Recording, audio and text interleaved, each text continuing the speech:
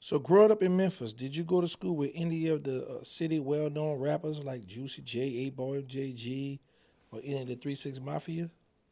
Uh, now 3 6 for the most part they was from the White Haven area. But Crunchy, shout out to Crunchy. That's my dude. We was just on the phone yesterday, and every time me and Crunchy get on the phone, it be so hard for us to get off, man. That's my dog, and but nah, I ain't go to school. Me and MJG. We of course we be around each other every day from the car wash, from being at Pressure World, and him trying to make a nigga drink Jack Daniels all day.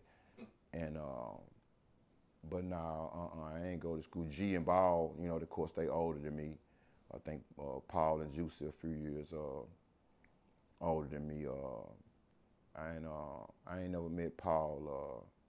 Met Juicy one night. It was on some crazy shit. Me and Flip pulled up on him, and I think Flip was doing a verse for him, and we pulled up on him, and when we pulled up on him, he had my nigga girl in the car, Mm. and he had just bought the Phantom, and when he pulled up, and I jumped out. She was trying to hide in the floorboard of that motherfucker. But yeah, so yeah. Shout out to Juicy, but yeah, nah, I ain't go to school with them though. They was a few years older. So did you know any of the famous female artists like Famous from. K Michelle, Gangsta Boo, Oh yeah, I or know, LaChat?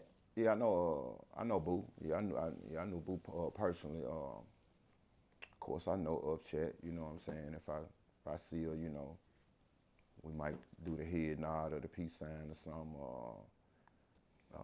I don't know K Michelle.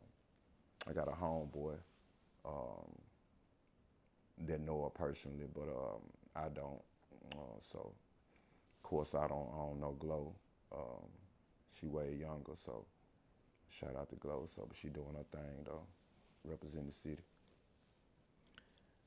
What kind of hobbies did you have growing up? Did you play any sports, instruments, or have any interest, something that might surprise us? Uh, Like what I mean, like take I for instance, Crypto G's. He's 6'4". He played the clarinet in the band. Like you wouldn't think a big guy like that will be blowing a yeah, clarinet. yeah, You yeah, know? yeah, yeah, So yeah. give us something like that. I mean, I guess some people would probably be shocked and surprised, that uh, I was very athletic in school, very in tune with sports. Um, so that's about it. Like the media, like if someone like don't know me personally and they looking at me on the news or whatever, they wouldn't. I don't think they would take me as being a person that's like a sports addict, and just basically my whole life revolve around sports. Now it's been YouTube done kind of like ease his way into my program, but yeah, for the most part, I ain't on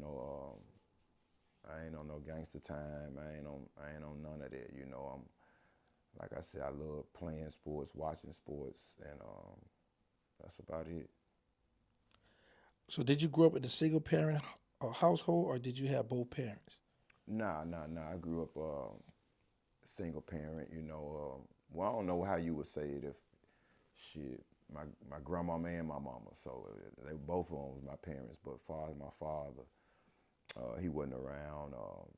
You know, but we cool now though. Me and my dad, we straight. My dad actually came to my trial, and it was times shit. I went 15, 20 years probably without seeing my dad. You know what I'm saying? No contact, no none of that.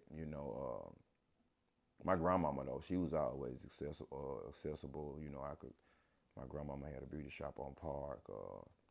I could go up there welcome anytime, but my dad was never around. Nigga ain't never bought me a cheeseburger.